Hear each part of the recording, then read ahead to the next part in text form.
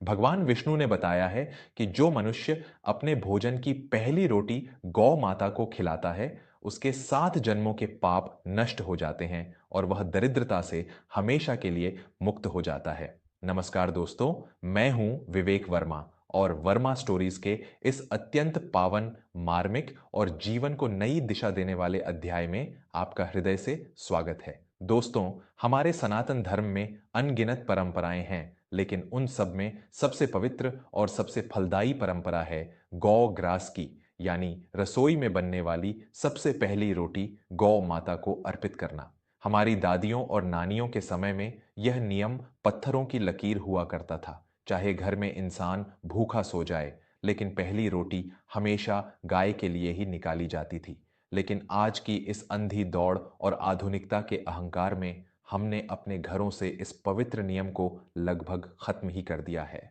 आज के समय में लोग विदेशी नस्ल के कुत्तों को तो अपने बिस्तर पर सुलाते हैं और उन्हें हजारों का भोजन खिलाते हैं, लेकिन यदि कोई गौ माता उनके दरवाजे पर आ जाए तो उसे या तो डंडे मारकर भगा दिया जाता है या फिर रात की बची हुई झूठी और सड़ी हुई रोटियां उसके आगे डाल दी जाती हैं। हम यह भूल गए हैं कि गौ माता कोई साधारण पशु नहीं है, बल्कि वह साक्षात चलता फिरता मंदिर है। पुराणों में स्पष्ट लिखा है कि गौ माता के शरीर में 33 कोटि देवी देवताओं का वास होता है। आज की जो कहानी मैं आपके लिए लेकर आया हूं, वह केवल एक कथा नहीं है, बल्कि हमारे समाज की उस कठोर सच्चाई का आईना है जो हमें यह बताएगी कि क्यों भगवान श्री हरि विष्णु ने गौ सेवा को संसार का सबसे बड़ा महादान कहा है।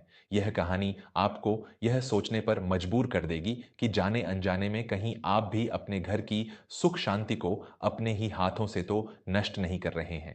यह हृदयस्पर्शी घटना है मध्य प्रदेश के एक बहुत ही शांत और संपन्न गांव माधवपुर की। माधवपुर में पंडित शिवनारायण नाम के एक बहुत ही प्रतिष्ठित और धनवान जमींदार रहते थे।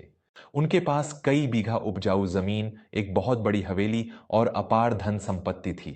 शिवनारायण जी के 2 पुत्र थे। बड़े का नाम था रमाकांत और छोटे का नाम था श्रीकांत। रमाकांत बचपन से ही बहुत लालची, क्रोधी और केवल पैसों को महत्व देने वाला व्यक्ति था। उसकी पत्नी रचना भी उसी के स्वभाव की थी, जिसके मन में किसी के लिए कोई दया नहीं थी। वहीं दूसरी ओर छोटा भाई श्रीकांत अपने पिता की तरह अत्यंत धर्मपरायण, सरल और संतोषी स्वभाव का था। श्रीकांत की पत्नी कल्याणी पूरे गांव में अपने सुसंस्कारों और अपनी भक्ति के लिए जानी जाती थी। शिवनारायण जी के घर के आंगन में एक बहुत पुरानी और शांत स्वभाव की गाय बंधी रहती थी, जिसका नाम था कपिला। कपिला ने अपने जीवन भर उस परिवार को अपना अमृत समान दूध पिलाया था, लेकिन अब वह बहुत बूढ़ी हो चुकी थी और उसने दूध देना बंद कर दिया था। समय का चक्र घूमा और एक दिन पंडित शिवनारायण जी का स्वर्गवास हो गया। उनके जाते ही रमाकांत के भीतर का सारा लालच बाहर आ गया। उसने गांव के कुछ भ्रष्ट लोगों को पैसे खिलाकर पिता की सारी जमीन, सारी संपत्ति और वह विशाल हवेली अपने नाम करवा ली। श्रीकांत और कल्याणी को उस हवेली से बेदखल कर दिया गया। उन्हें गांव के बाहर एक पुरानी टूटी फूटी झोपड़ी दे दी गई और साथ में सौंप दी गई वह बूढ़ी और कमजोर गाय कपिला। जब श्रीकांत हवेली छोड़ रहा था तो रचना ने दरवाजे पर खड़े होकर व्यंग्य कसते हुए कहा, ले जाओ इस सफेद हाथी को, ना अब यह दूध देती है, ना खेत जोतने के काम आ सकती है। बस मुफ्त का चारा खाएगी और आंगन में गोबर करेगी। तुम भिखारियों के लिए यह बूढ़ी गाय ही सबसे बड़ी दौलत है। यह सुनकर कल्याणी की आंखों में आंसू आ गए, लेकिन उसने बहुत ही शांत और दृढ़ स्वर में उत्तर दिया, भाभी, यह सफेद हाथी नहीं, हमारी साक्षात माता है, जिसने हमारे बचपन में हमें अपना दूध पिलाकर पाला।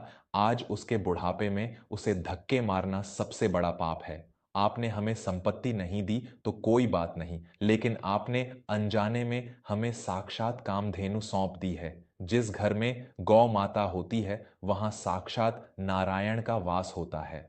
कल्याणी और श्रीकांत ने कपिला की रस्सी पकड़ी और अपनी उस छोटी सी झोपड़ी में आ गए। अब श्रीकांत के पास आय का कोई साधन नहीं था। वह गांव में दूसरों के खेतों में मजदूरी करता और लकड़ियां काट कर बेचता। जो थोड़े बहुत पैसे मिलते उससे कल्याणी घर चलाती, लेकिन उस घोर गरीबी में भी कल्याणी का एक नियम कभी नहीं टूटा। वह रोज सुबह सूरज उगने से पहले उठती, स्नान करती और जब रसोई में मिट्टी के चूल्हे पर आग जलाती तो सबसे पहली, सबसे बड़ी और सबसे मोटी रोटी वह कपिला के लिए बनाती। उस गर्म रोटी पर वह थोड़ा सा गुड़ और घर का बचा हुआ आधा चम्मच घी लगाती और बड़े ही प्रेम से कपिला के माथे पर हाथ फेरते हुए उसे अपने हाथों से खिलाती। कई बार ऐसा होता कि श्रीकांत को मजदूरी नहीं मिलती और घर में खाने के लिए केवल 2 रोटियों का ही आटा बचता। ऐसे में कल्याणी और श्रीकांत आधी आधी रोटी खाकर पानी पीकर सो जाते, लेकिन कपिला की वह पहली बड़ी रोटी कभी नहीं रुकती थी। कपिला, जो बोल नहीं सकती थी, वह अपनी बड़ी बड़ी आंखों से कल्याणी को ऐसे देखती मानो उसके भीतर स्वयं वात्सल्य और करुणा का सागर छलक रहा हो। दूसरी तरफ रमाकांत का अहंकार 7वें आसमान पर पहुंच गया था। उसने अपने पिता की जमीन बेचकर शहर में एक बहुत बड़ा कपड़ों का कारखाना खोल लिया था। वह रातों रात बहुत बड़ा सेठ बन गया। उसके घर में नौकर चाकर, महंगी गाड़ियां और विलासिता का हर सामान मौजूद था, लेकिन उस घर में धर्म का नामो निशान नहीं था। रचना रोज अपनी सहेलियों के साथ दावतें उड़ाती, लेकिन अगर कोई भूखी गाय गलती से उनके दरवाजे पर आ जाती तो रमाकांत के नौकर उसे बेरहमी से डंडे मार मार कर भगा देते। समय अपनी गति से आगे बढ़ता रहा। 3 वर्ष बीत गए। श्रीकांत की उस निष्काम गौ सेवा का चमत्कार अब धीरे धीरे सामने आने लगा था। श्रीकांत ने गांव के एक जमींदार से एक छोटा सा बंजर खेत बटाई पर लिया था। उस जमीन पर कई सालों से कोई फसल नहीं उगी थी, लेकिन श्रीकांत ने कपिला के गोबर और गोमूत्र को उस बंजर जमीन में मिलाना शुरू किया। और आप विश्वास नहीं करेंगे दोस्तों, उस बंजर जमीन पर उस साल ऐसी चमत्कारी और लहलाहती फसल पैदा हुई कि पूरे गांव के लोग हैरान रह गए। उस एक फसल से श्रीकांत के पास इतना धन आ गया कि उसने अपनी खुद की जमीन खरीद ली और एक छोटा सा पक्का घर बनवा लिया। उनके जीवन से दरिद्रता हमेशा के लिए विदा हो गई, लेकिन कपिला के लिए वह पहली रोटी का नियम आज भी वैसा ही था। और दूसरी ओर नियति ने रमाकांत के अहंकार को तोड़ने की तैयारी कर ली थी। एक रात रमाकांत के उस विशाल कारखाने में रहस्यमयी तरीके से भयंकर आग लग गई। करोड़ों का माल जलकर राख हो गया।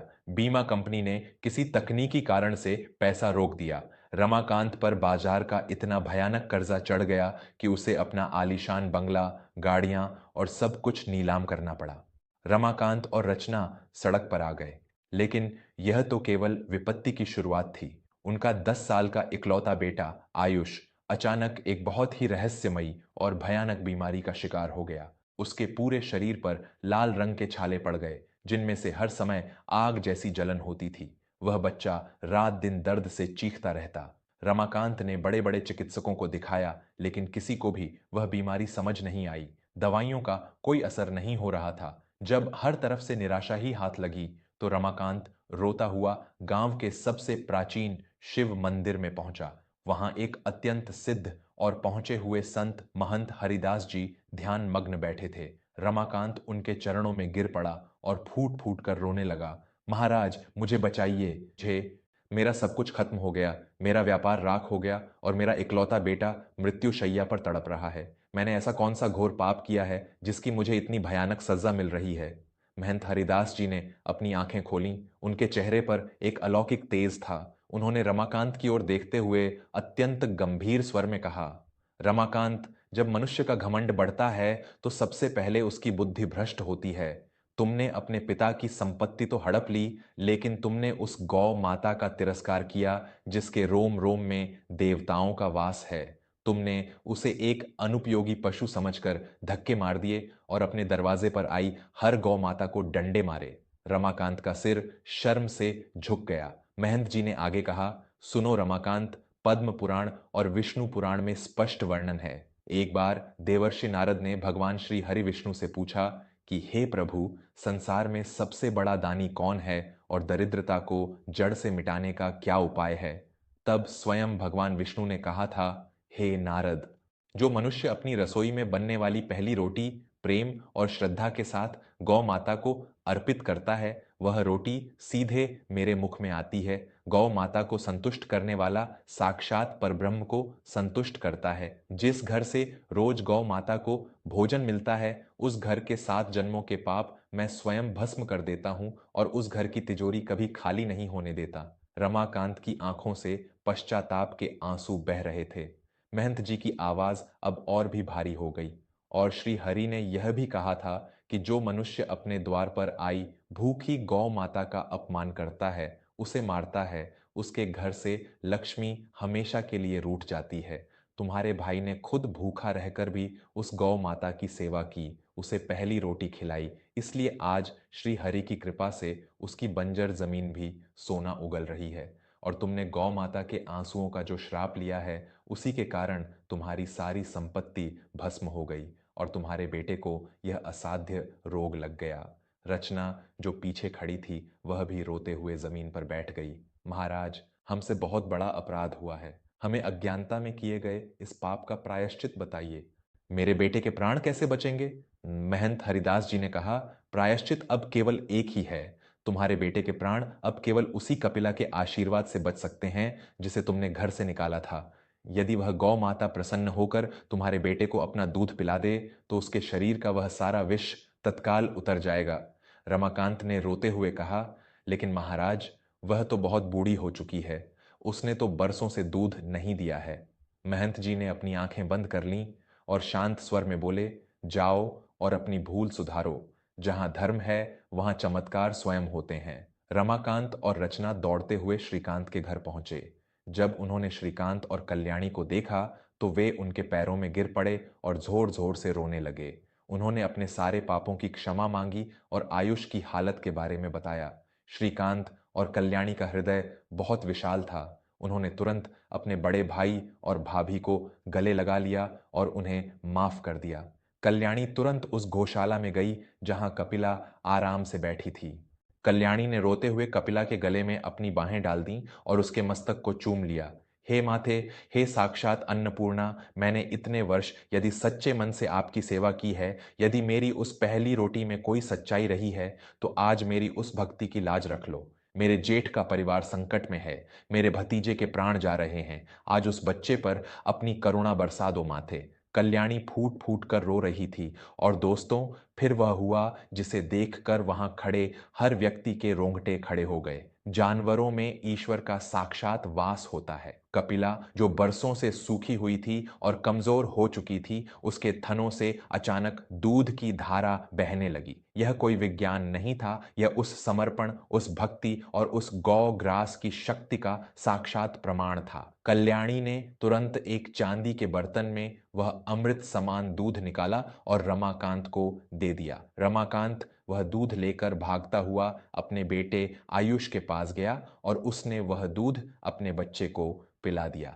जैसे ही वह दिव्य दूध आयुष के शरीर में गया, उसके शरीर की वह भयंकर जलन शांत होने लगी। उसके लाल छाले मुरझाने लगे और कुछ ही घंटों में आयुष एक गहरी और सुकून भरी नींद में सो गया। उसकी बीमारी जड़ से खत्म हो चुकी थी। यह देखकर रमाकांत और रचना का अहंकार हमेशा के लिए टूट गया। वे समझ चुके थे कि इंसान की असली दौलत उसके बैंक बैलेंस में नहीं, बल्कि उसके कर्मों और उसके घर की चौखट पर बंधी गौ माता के आशीर्वाद में होती है। रमाकांत ने फैसला किया कि वह अब शहर वापस नहीं जाएगा। उसने अपने भाई के साथ मिलकर खेती करना शुरू किया और उन्होंने गांव की सबसे बड़ी गौशाला का निर्माण करवाया। आज भी उस घर की सबसे पहली और सबसे बड़ी रोटी पूरी श्रद्धा और प्रेम के साथ गौ माता को ही अर्पित की जाती है। दोस्तों, हमारी भारतीय संस्कृति का हर नियम एक बहुत गहरा विज्ञान और आध्यात्म समेटे हुए है। जब आप अपने घर की पहली रोटी गाय को देते हैं, तो आप केवल एक पशु का पेट नहीं भर रहे होते हैं, बल्कि आप उस पर ब्रह्म परमात्मा को अपनी कृतज्ञता व्यक्त कर रहे होते हैं। यह छोटा सा कार्य आपके भीतर के अहंकार को मारता है और आपके घर में एक ऐसी सकारात्मक ऊर्जा का निर्माण करता है जिसे कोई दुर्भाग्य भेद नहीं सकता। आज के इस व्यस्त जीवन में यदि संभव हो, तो रोज अपनी रसोई से पहली रोटी गौ माता के लिए अवश्य निकालें। यदि आपके आसपास कोई गाय नहीं है तो वह रोटी किसी अन्य बेजुबान जानवर या पक्षी को डाल दें, लेकिन अपना यह नियम न तोड़ें। आप स्वयं देखेंगे कि कैसे आपके जीवन की रुकावटें दूर होने लगेंगी और घर में एक अद्भुत शांति का वास होगा। क्या आपके घर में भी आज पहली रोटी गाय के लिए निकाली जाती है? अपनी परंपराओं और अनुभवों को हमें अपने विचारों में जरूर बताइएगा। यदि यह कथा आपके हृदय को छू गई हो तो इसे अपने परिवार और मित्रों के साथ अवश्य साझा करें, ताकि वे भी अपनी खोई हुई जड़ों से वापस जुड़ सकें। ऐसे ही और जीवन को दिशा देने वाले प्रसंगों के लिए जुड़े रहिए वर्मा स्टोरीज के साथ। अपना और अपनों का खूब ख्याल रखें। जय श्री हरि।